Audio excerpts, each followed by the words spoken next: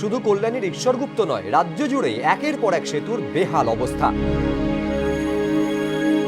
জাতীয় সড়ক 31 ডি এর ওপর 1 কিলোমিটার লম্বা এই তিস্তা সেতু উত্তর পূর্ব ভারতের রাজ্যে যেতে হলে বড় ভরসা, কিন্তু সেই সেতুর মুখেই বিপদ একেবারে হাঁ করে রয়েছে।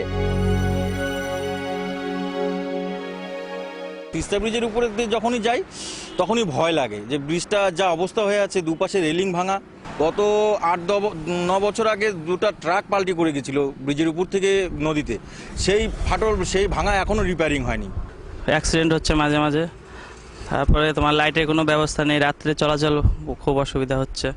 ঠিকঠাক মেরামতি করা উচিত, লাইট ফাইট লাগানো উচিত ব্রিজে। শিলিগুড়ি শহরের মধ্যে থাকা দুটি মহানন্দা সেতুরই দীর্ঘদিন মেরামতি হয়নি বলে অভিযোগ। একটির গায়ে আবার বড় হচ্ছে বটগাছ, ছড়াচ্ছে শিকড়, সেতুতে ধরেছে ফাটল।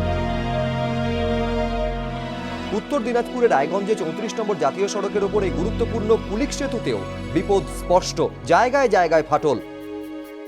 জীবন হাতে করে চলছি আসছি, তো এই ব্রিজটা ভালো হলে সবারই ভালো হবে।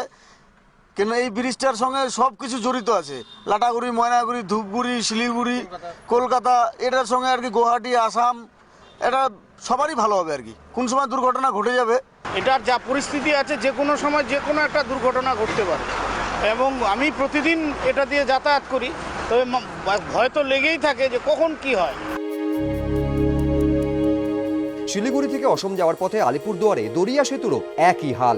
31C জাতীয় সড়কের ওপর এই সেতু দিয়ে প্রতিদিন হাজার হাজার গাড়ি যায়। সেই সেতুরই মাঝের একটা অংশ বসে গিয়েছে। ড্যামেজ যে হচ্ছে ব্রিজগুলো, সেই ব্রিজগুলো যেন সম্পূর্ণরূপে ভেঙে নতুন করে বানানো যায়, এটা আমাদের সেন্ট্রাল গভর্নমেন্টের কাছে আমরা এটা আবেদন রাখি। কিছুদিন আগে এমনি সাপোর্ট দিছে, কিন্তু সেই সাপোর্টে হয়তো কোনো কাজ হবে না। একটা বড় সড় দুর্ঘটনা ঘটলে তারপর শুরু হয় তৎপরতা। আগে থেকে কি নজর দেওয়া যায় না? এইসব সেতুগুলির হাল দেখে অনেকেরই এখন এটাই প্রশ্ন। এবিপি আনন্দ।